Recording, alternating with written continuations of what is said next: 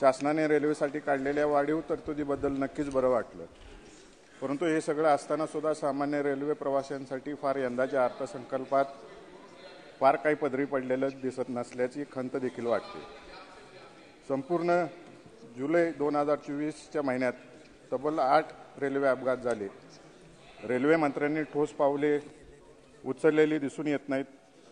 या बाबतीत रेल्वे मंत्रालयाने लवकरात लवकर ठोस पावलं उचलावीत अशी माझी विनंती. माझ्या मतदारसंघातील वंदे भारत योजनेबद्दल मला बोलायचं आहे.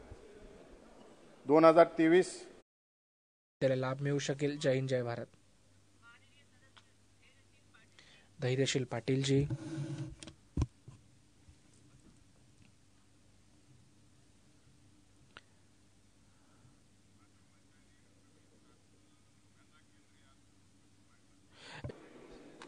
शासनाने रेल्वेसाठी काढलेल्या वाढीव तरतुदीबद्दल नक्कीच बरं वाटलं.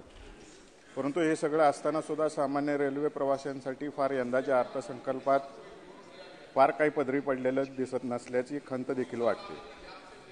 संपूर्ण जुलै 2024च्या महिन्यात तब्बल 8 रेल्वे अपघात झाले. रेल्वे मंत्र्यांनी ठोस पावले उचललेली दिसून येत नाहीत. या बाबतीत रेल्वे मंत्रालयाने लवकरात लवकर ठोस पावलं उचलावीत अशी माझी विनंती. माझ्या मतदारसंघातील वंदे भारत योजनेबद्दल मला बोलायचं आहे.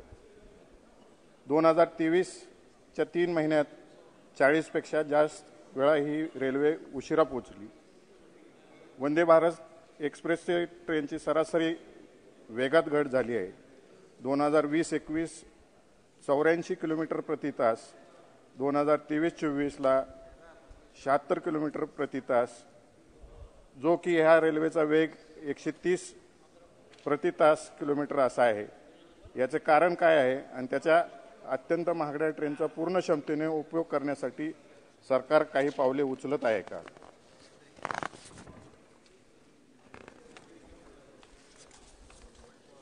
मान्य अध्यक्ष, माझ्या मतदारसंघातील ब्रिटिश काळापासून 110 वर्ष झाले नॅरोगेज रेल्वे मंजूर होती.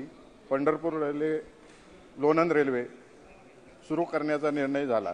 1912 साली नॅरोगेजला मंजुरी मिळाली. 1920 साली शेतकऱ्यांची जमीन ताब्यात घेतली.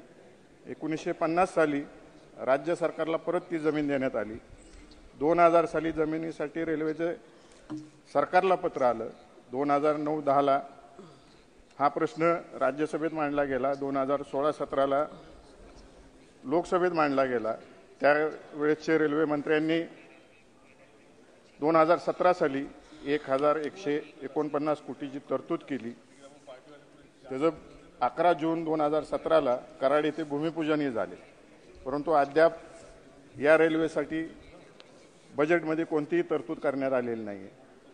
लोणंद पंढरपूर हा 140 किलोमीटरचा रेल्वे मार्ग सातत्याने मागणी होते. लोणंद ते फलटण एवढाच मार्ग पूर्ण झाला आहे, पण त्यानंतरचा फलटण ते पंढरपूर हा जवळपास 105 किलोमीटर लांबीचा रेल्वे मार्ग अद्याप पूर्ण झालेला नाही आहे. राज्य सरकारने फलटण पंढरपूर रेल्वे मार्ग केंद्र सरकारचे रेल्वे मंत्रालयाकडे पूर्ण करणार असून या प्रकल्पात राज्याचा 50% वाटा उचलणार असंही राज्य सरकारने लेखी दिलेलं आहे. केंद्र सरकारने लवकरात लवकर याला निधी द्यावा. तसंच लोणंद फलटण हा 26 किलोमीटरचा मार्ग आहे. तिथं गेटला कुठलंही मनुष्यबळ नाही आहे. त्यामुळे 26 किलोमीटरचा प्रवास करायला जवळजवळ 80 मिनिटं वेळ लागतो. मॅडम, मला एक सगळ्यात महत्त्वाचा मुद्दा या ठिकाणी मांडायचा आहे. जेऊर चौंडी आष्टी हा मार्ग 2017च्या अर्थसंकल्पात 1560 कोटीची तरतूद करण्यात आली. हा मार्ग राजमाता अहिल्यादेवी होळकर यांच्या जन्मगावावरून जातो. तर माझी सरकारला विनंती राहील की याला भरीव तरतूद करावी आणि पंढरपूर, चौंडी, इंदोर असा हा मार्ग जोडला जावा, जेणेकरून मध्य प्रदेशमधल्या लोकांना विठ्ठलाच्या दर्शनासाठी येता येईल आणि अहिल्याबाईंचं जे जन्मस्थळ आहे त्याच्या दर्शनासाठी सुद्धा येता येईल. अनेक शिर्डीसारखी देवस्थानं याला जोडली जातील. आणि सर्वात महत्त्वाचा विषय आहे माझा कुर्डुवाडी वर्कशॉपचा. या ठिकाणी हे 1950 साली वर्कशॉप झालेला आहे. तिथं 1000 कामगार होते. पूर्वी नॅरोगेजचे डबे बनवले जायचे, परंतु अलीकडं अत्यंत कमी तरतूद होती. एकदा 30 कोटीची झाली, एकदा 60 कोटीची झाली.